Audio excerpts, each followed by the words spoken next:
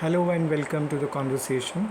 We are in the interaction with one that is ODA National Entrepreneur, and we will be discussing about several aspects on entrepreneurship and the startup problems and their solutions. Today we will throw some lights that is happening in the industry and we are facing in the day-to-day practice. A record number of CEOs stepped down last year. Here is why and how the rules of leadership are shifting. An unprecedented wave of CEO departures in the current year has highlighted a critical shift. Vision alone no longer suffices. Execution is now paramount. The key takeaways of this session will be in this year a record number of CEO departures underscored a major shift in corporate leadership. Boards and investors are moving away from the visionary leaders who focus on big ideas. Instead, they are demanding CEOs who can execute strategy, steer the organization through complexity, and deliver results. To cultivate execution driven leadership, companies must revamp leadership development programs, implement effective succession planning, and broaden talent acquisition strategies. Subscribe to the Entrepreneur Daily News to get business news and tips and inspiration sent to you by you can subscribe our channel and update day to day. I understand that the data I am submitting will be used to provide me with the above described products and or services and communications in connection therewith. So let us start. The opinions expressed by entrepreneur contributors are their own. In the current year, most of the companies witnessed an unprecedented wave of CEO departures with 327 executives exiting by the end of the year, a level of turnover unseen since 2020. This wave of CEO departures reflects a bigger shift in corporate leadership as boards and investors are no longer content with big ideas alone. They want leaders and want who can turn strategy into action. Consider Intel's former CEO Pat Gelsinger. Despite ambitious plans to revitalize the company's chip manufacturing dominance, Gelsinger's strategies were deemed too costly and slow, leading to his resignation in late 2024. Such high-profile exits highlight a growing intolerance for leaders who cannot translate vision into tangible results. This trend signals a broader transformation in leadership expectations. The area of untethered visionary is fading, replaced by a demand for CEOs who combine strategic foresight with operational excellence. Are you a visionary, an executor, or a processor? Why your company needs all these three to succeed? In the execution imperative, historically, charismatic leaders who could articulate compelling visions were highly sought after.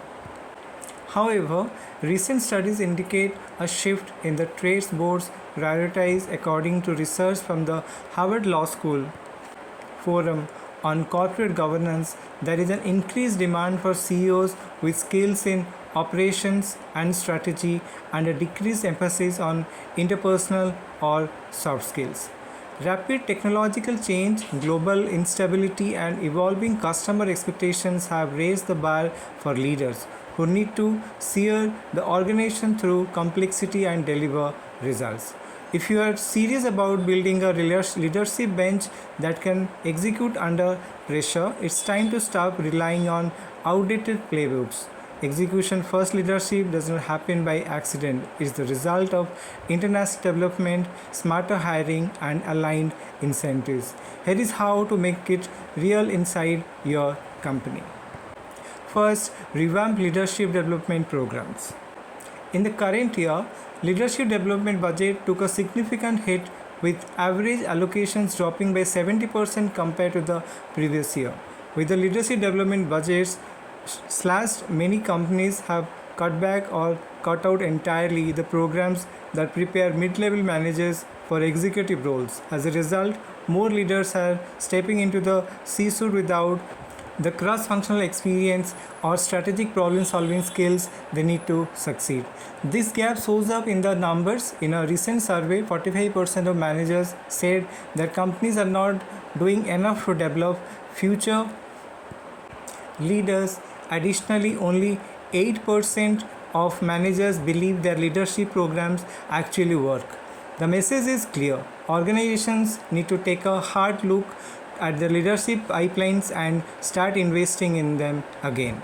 Companies can close this gap by creating development programs that give leaders real-world experience, from cross-functional relations to mentorship with senior executives to high-stakes problem-solving assignments. When these initiatives are built into talent strategies, they help grow leaders who can think big and get things done.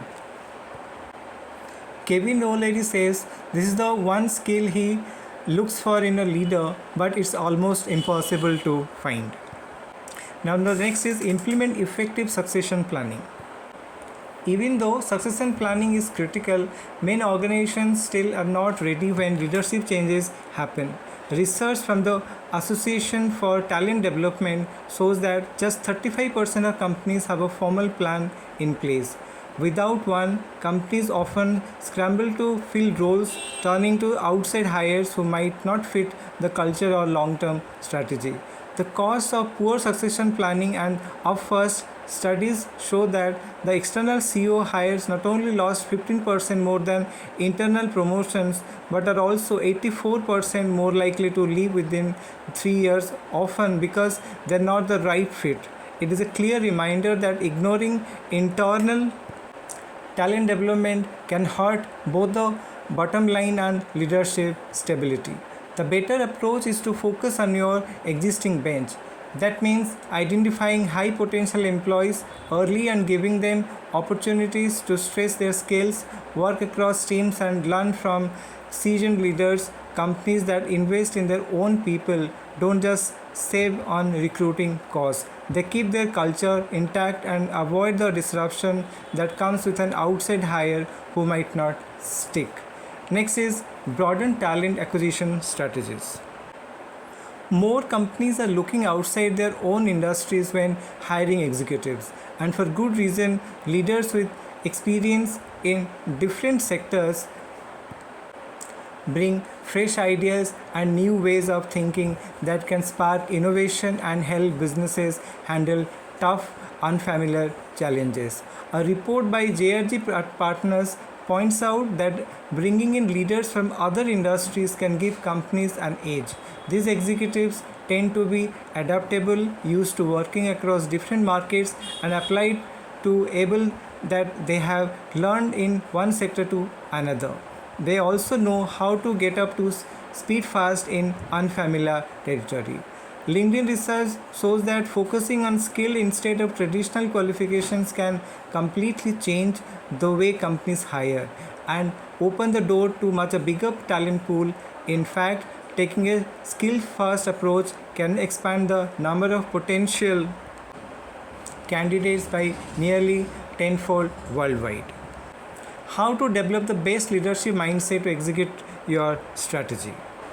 To make most of these companies can hire for skills, not just resumes. Focus on what candidates can do, not just where they have worked or what degrees they hold.